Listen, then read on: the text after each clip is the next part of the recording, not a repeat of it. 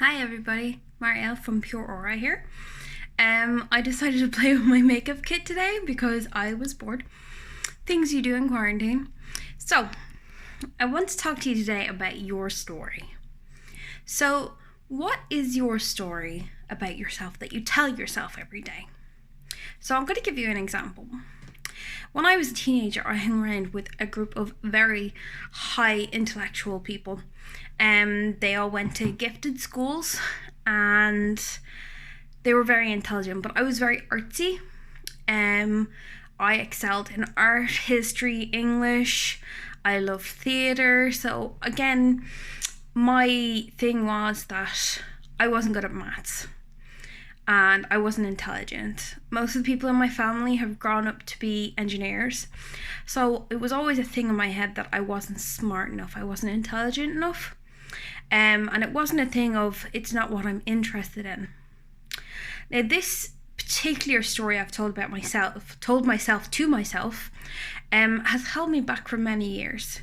Now, I went on to get a degree in English literature and theatre, but even then, afterwards, I still felt like there was something missing, that I was still somehow telling myself the story.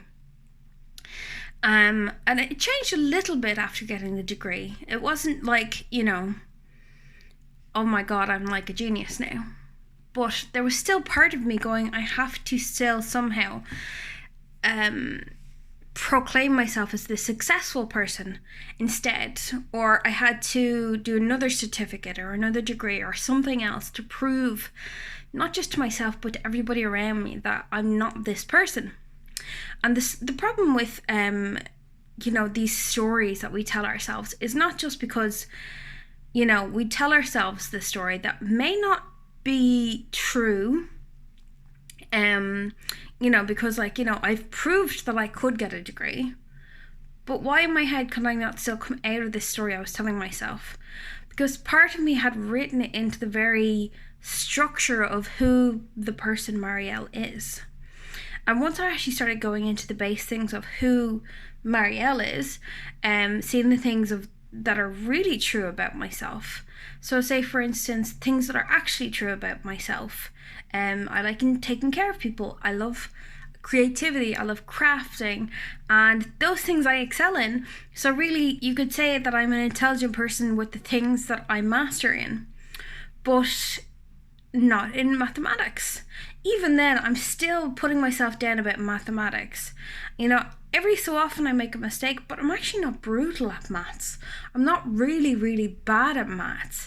I had a lot of learning difficulties in school because of dyslexia. But realistically, I actually didn't have that bad grades. I think I had a B in the junior cert or something like that, so it actually wasn't that bad. So where I constructed this idea that this particular field was not my,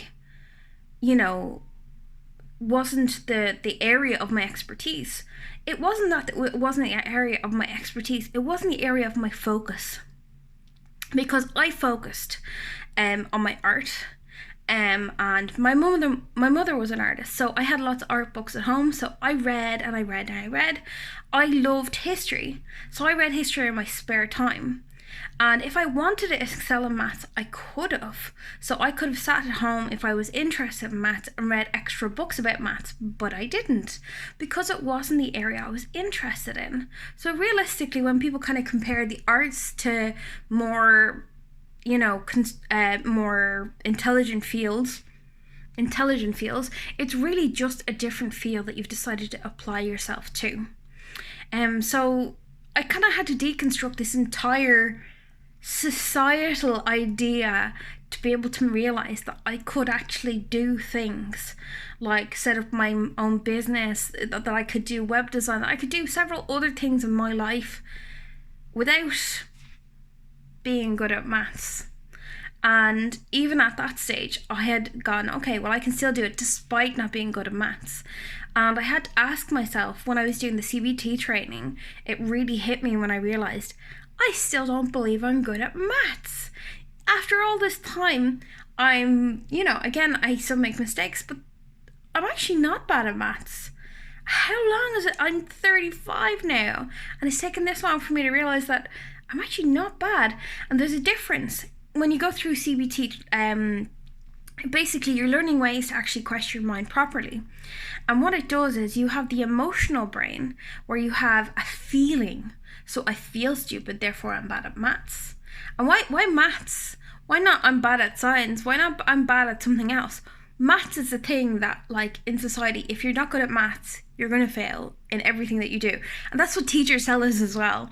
You're never going to succeed in things if you're not good at maths. You won't be able to even run your own household if you're not good at maths.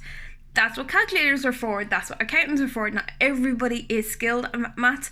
Not everybody wants to be skilled at maths. Everybody has their own specific taste. So again, the emotion, and then when I actually had to ask myself, do you actually feel that that is true?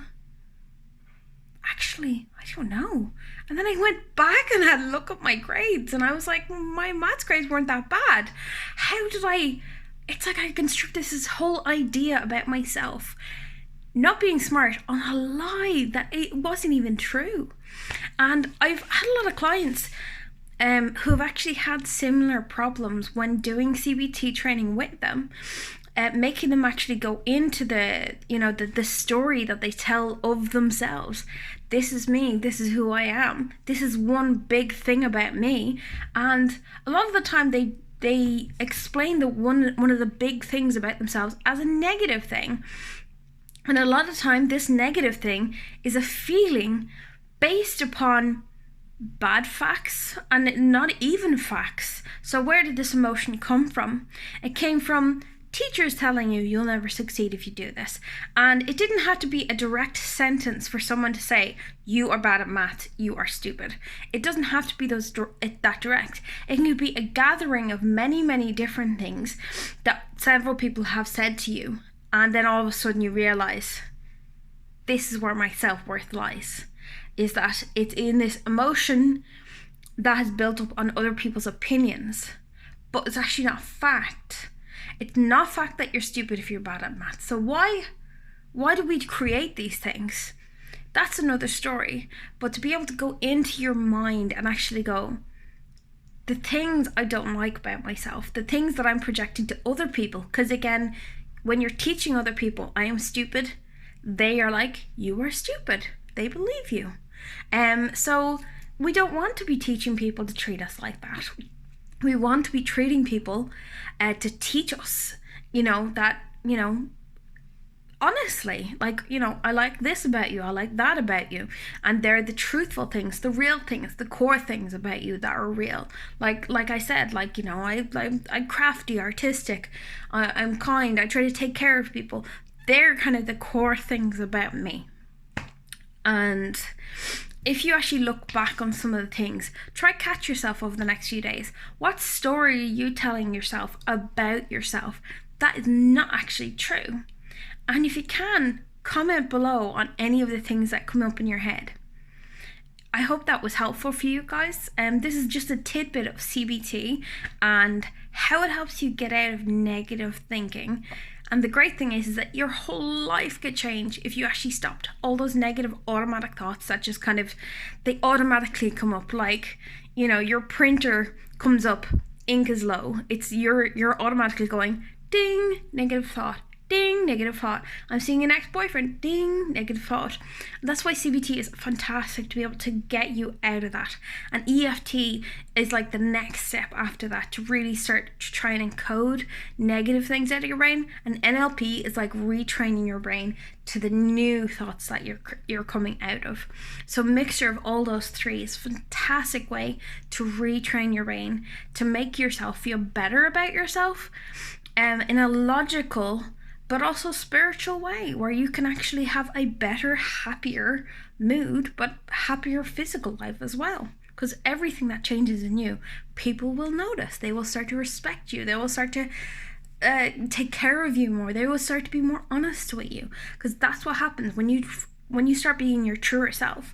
Other people say, okay, I believe you. This is really you. Namaste, and have a good day.